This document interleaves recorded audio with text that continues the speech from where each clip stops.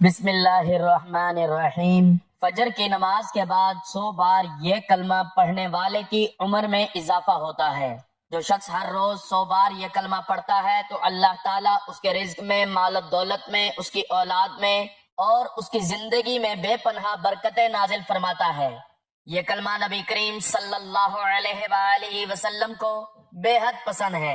محترم ناظرین، ہمارا آج کا وظیفہ نماز فجر کے بعد 100 بار ایسا کلمہ پڑھنے کا عمل ہے۔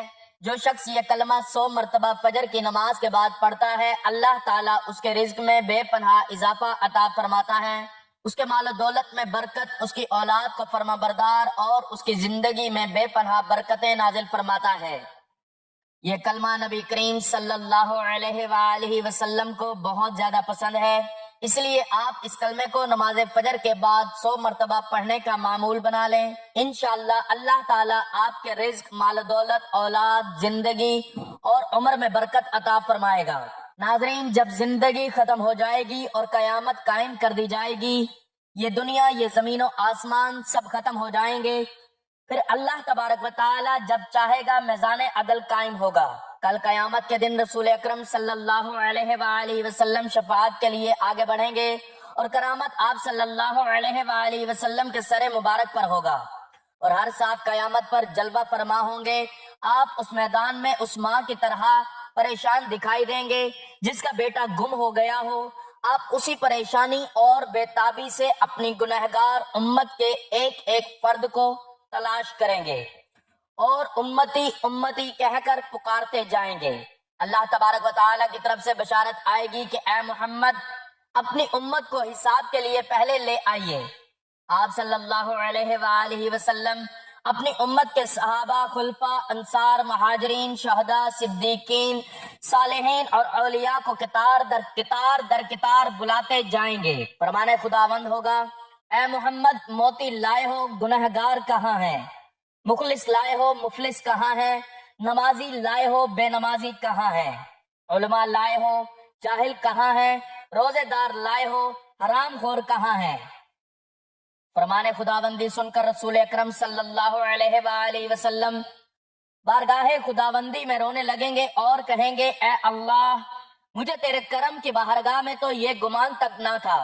فرمان ہوگا، میرا مقصد دوستوں کو عذاب دینا نہیں، میں تیری امت کے ہر چھوٹے بڑے کا حساب اس لیے چاہتا ہوں کہ آپ دیکھ لیں کہ یہ کیا کیا کرتے رہے ہیں۔ اگر اس کے گناہ پہاڑ کے برابر بھی ہوئے تو میں درگزر کر دوں گا، اس وقت دیکھنا کہ میں آپ کی امت کے ساتھ کیا سلوک کرتا ہوں۔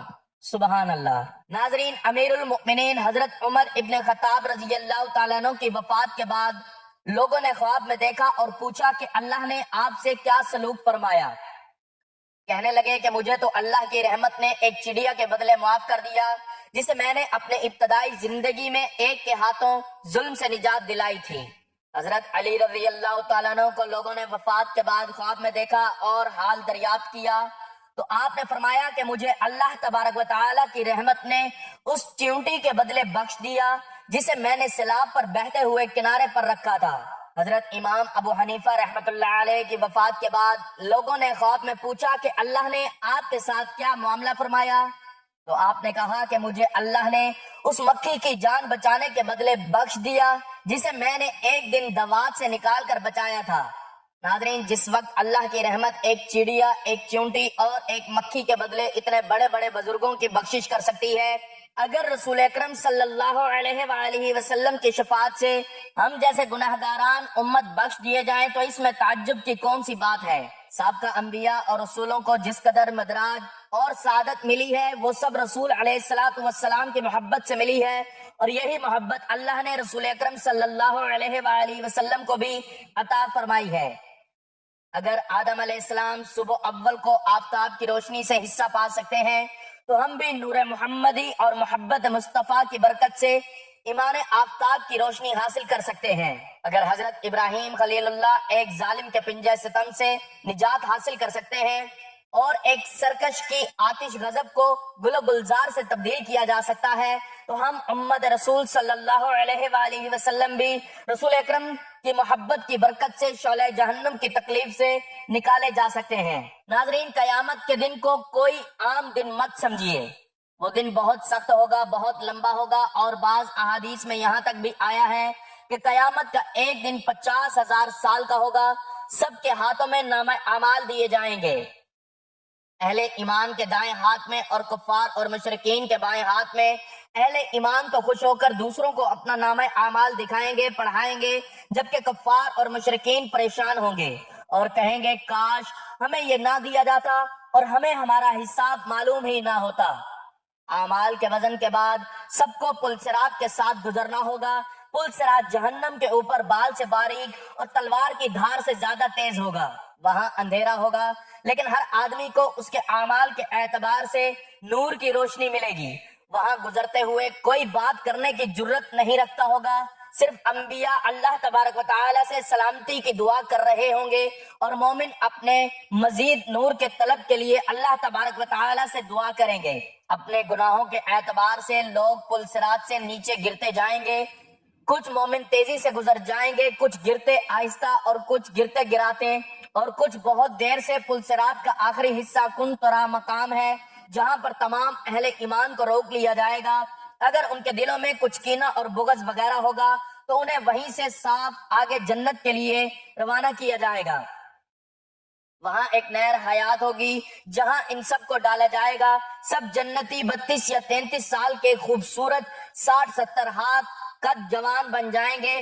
50,000 سال کا لمبا ہولناکیوں سے بھرا ہوا دن خوش نصیبوں کو ذلت اور رسوائی سے محفوظ رکھے گا اور انہیں عزت بخشے گا۔ نیک اعمال کرنے والوں کو اللہ تبارک و تعالی اس دن کی ہولناکیوں، ذلت اور رسوائی سے محفوظ فرمائیں گے۔ اللہ تبارک و تعالی فرماتے ہیں کہ جو شخص نیکی لے کر آئے گا تو اس کے لیے اس سے بہتر بدلہ تیار ہے، اور ایسے لوگ اس روز گھبراہٹ سے محفوظ رہیں گے۔ مسلمانوں کو اور مومنین کو اللہ پر ایمان رکھنے والوں کے لیے 50,000 سال کا یہ دن محض چند گھنٹوں کا معلوم ہوگا، بلکہ عصر سے مغرب کے وقت تک برابر لگے گا۔ وہ اس میں حوض کوثر سے پانی پیئیں گے اور ہر طرح کی پریشانی سے محفوظ رہیں گے۔ اللہ تبارک و تعالی ہمیں بھی ان خوش نصیبوں میں شامل فرمائے، آمین۔ ناظرین، ایک حدیث ہے جس کا مفہوم کچھ اس طرح سے ہے کہ حضرت عبداللہ ابن عمر رضی اللہ تعالیٰ عنہ روایت کرتے ہیں، رسول اکرم صلی اللہ علیہ وآلہ وسلم نے فرمایا کہ جو لوگ انصاف کرتے ہیں وہ اللہ تبارک و تعالیٰ کے پاس نور کے ممبروں پر ہوں گے، پروردگار کے داہنی طرف، اور اس کے دونوں ہاتھ داہنے ہیں، یعنی بائیں ہاتھ میں جو داہنے ہاتھ سے قوت کم ہوتی ہے۔ یہ بات اللہ تبارک و تعالیٰ میں نہیں، کیونکہ وہ ہر عیب سے پاک ہے۔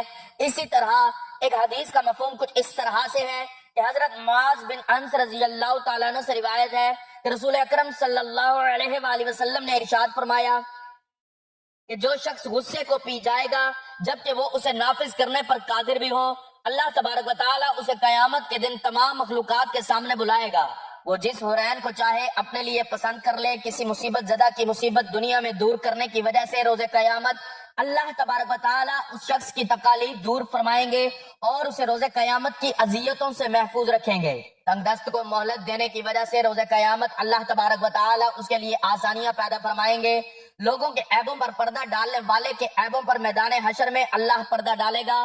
اور اسی طرح ایک حدیث کا مفہوم کچھ اس طرح سے ہے کہ حضرت سیدنا ابو ہریرہ رضی اللہ تعالیٰ عنہ روایت کرتے ہیں کہ پیارے آقا صلی اللہ علیہ وآلہ وسلم نے فرمایا کہ جس نے کسی مومن سے دنیا کی تکلیفوں میں کوئی تکلیف دور کی، اللہ تبارک و تعالیٰ اس کی قیامت کی تکلیفوں میں سے کوئی بڑی تکلیف دور فرمائے گا، اور جس نے کسی تنگ دست پر آسانی کی، اللہ تبارک و تعالیٰ اس پر دنیا اور آخرت میں آسانی فرمائے گا، اور جس نے کسی مسلمان کی پردہ پوشی کی تو اللہ تبارک و تعالیٰ دنیا اور آخرت میں اس کی پردہ پوشی فرمائے گا۔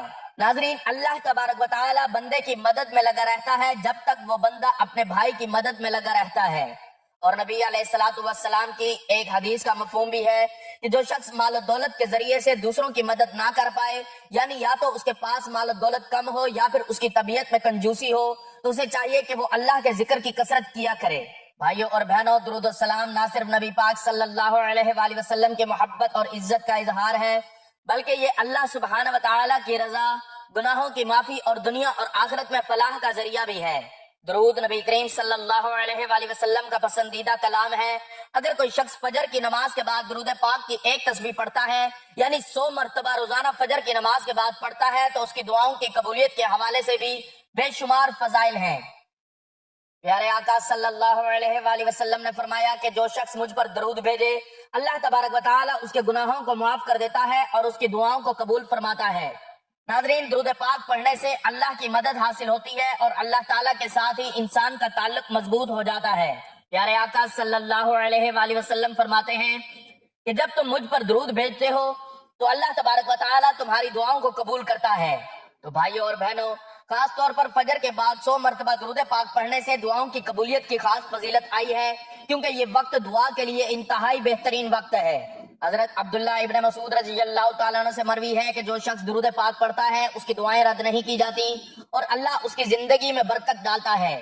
یعنی جو شخص یہ چاہے کہ اس کے رزق میں، مال و دولت میں، آل اولاد میں اور گھر کے تمام معاملات میں، اور سب سے بڑھ کر اس کی زندگی میں، اس کی عمر میں برکت ہو، اس کی عمر بڑھ جائے، دراز ہو جائے، نہ صرف عمر دراز ہو بلکہ اس کی زندگی میں، اس کی لمبی عمر میں اللہ تبارک و تعالی کی بے پناہ برکت بھی شامل حال رہے، یعنی اس کے ہر کام میں اللہ کی مدد، اللہ کی رحمتیں اور برکتیں آئیں، بیماریوں سے، مصیبتوں سے، شیاطین سے اور ہر طرح کی مشکلات سے اسے آسانی میسر ہو، تو اسے چاہیے کہ نبی کریم صلی اللہ علیہ وآلہ وسلم پر درود پاک ہر روز فجر کی نماز کے بعد ضرور پڑھا کرے۔ انشاءاللہ اپنی زندگی کے تمام معاملات میں خیر و برکت وہ خود اپنی آنکھوں سے دیکھے گا۔ ایک روز ابو جہل اور چند کافر ایک جگہ بیٹھے تھے۔ ایک سائل نے آ کر سوال کیا تو انہوں نے سائل سے تمسخر کے طور پر کہا کہ تم حرم میں چلے جاؤ، وہاں علی بیٹھے ہوئے ہیں، وہ تمہیں بہت سا مال عطا فرمائیں گے کیونکہ وہ بڑے سخی ہیں۔ ناظرین، سائل یہ سن کر حضرت علی شیر خدا باب العلم کے پاس چلا آیا اور کہا کہ اللہ کے نام پر مجھے کچھ ضرور عطا فرمائیے کیونکہ میں انتہائی تنگ دست ہوں۔ اس وقت حضرت علی کے پاس بھی بظاہر دینے کو کوئی چیز نہ تھی، لیکن فراست سے جان گئے کافروں نے تمسخر کے لیے اسے بھیجا ہے۔ آپ رضی اللہ تعالیٰ عنہ نے 10 بار نبی کریم صلی اللہ علیہ وآلہ وسلم کا یہ لاڈلا درود پاک، جبکہ ایک روایت میں 3 مرتبہ یہ درود پاک پڑھ کر سائل کے ہاتھ پر پھونک ماری اور فرمایا کہ ہتھیلی کو بند کر لے اور کافروں کے سامنے جا کر اسے کھولنا۔ جب سائل کافروں کے پاس آیا، انہوں نے پوچھا کہ تجھے علی نے کیا دیا، اور اس نے جب مٹھی کھولی تو سونے کے دیناروں سے بھری ہوئی تھی۔ اور ناظرین، یہ دیکھ کر وہاں بیٹھے کئی کافر مسلمان ہو گئے۔ سبحان اللہ۔ اسی طرح حضرت جابر بن عبداللہ رضی اللہ تعالیٰ عنہ سے مروی ہے کہ حضور اکرم صلی اللہ علیہ وآلہ وسلم نے فرمایا کہ روزانہ جو شخص مجھ پر 100 مرتبہ درود پڑھے گا، اللہ تبارک و تعالیٰ اس کی 100 حاجتیں پوری فرمائے گا۔ اس میں سے 70 آخرت کی اور 30 دنیا کی حاجتیں ہیں۔ جبکہ روایت میں ہے کہ حضرت سفیان ثوری رحمت اللہ علیہ نے دوران طوائف ایک شخص کو دیکھا جو ہر قدم پر درود پاک پڑھتا تھا۔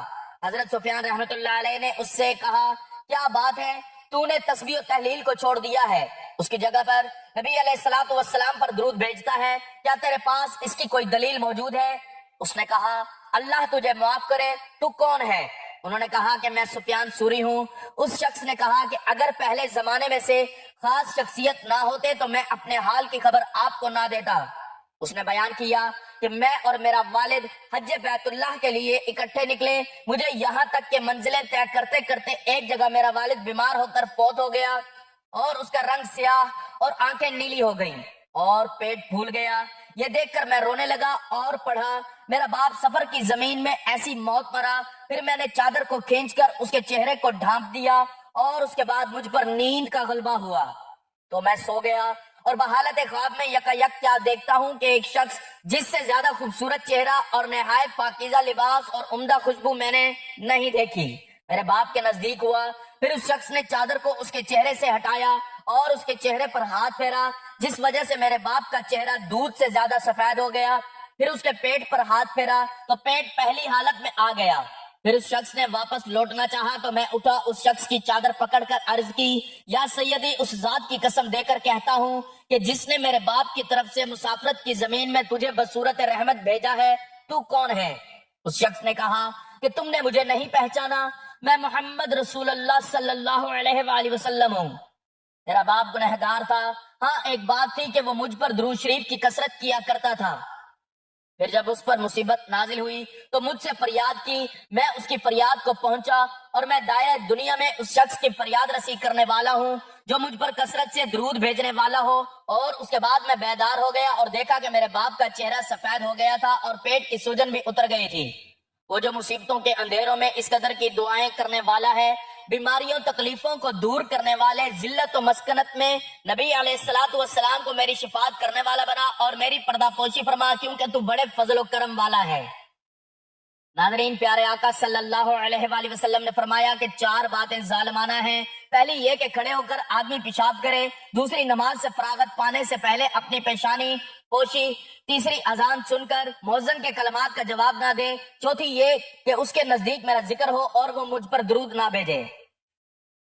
حضرت کعب بن عجرہ رضی اللہ تعالیٰ عنہ بیان کرتے ہیں کہ ہم نے نبی کریم صلی اللہ علیہ وآلہ وسلم کی خدمت میں عرض کیا کہ یا رسول اللہ صلی اللہ علیہ وآلہ وسلم، ہم آپ پر کون سا درود پڑھیں؟ تو فرمایا یہ پڑھو، اللہم صلی علی محمد وعلی آل محمد کما صلیت علی ابراہیم وعلی آل ابراہیم انک حمید مجید، اللہم بارک علی محمد وعلی آل محمد کما بارکت علی ابراہیم وعلی آل ابراہیم انک حمید مجید۔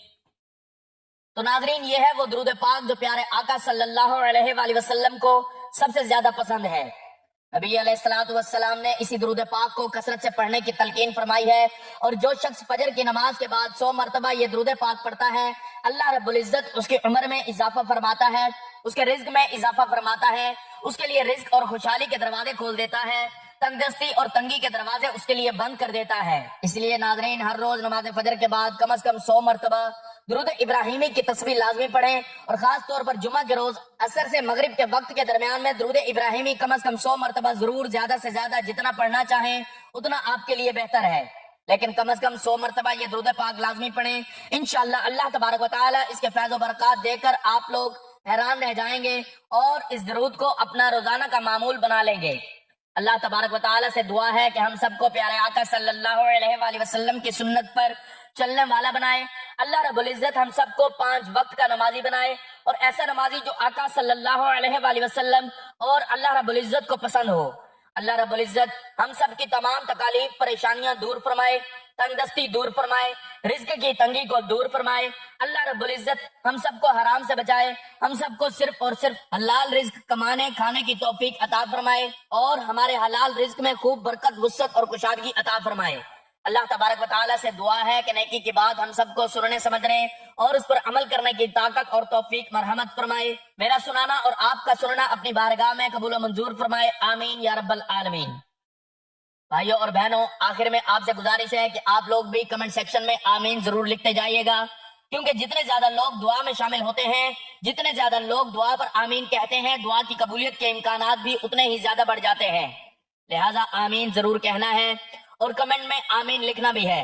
اللہ تبارک و تعالی آپ سب کا حامی و ناصر ہو، آمین یا رب العالمین۔ جزاک اللہ۔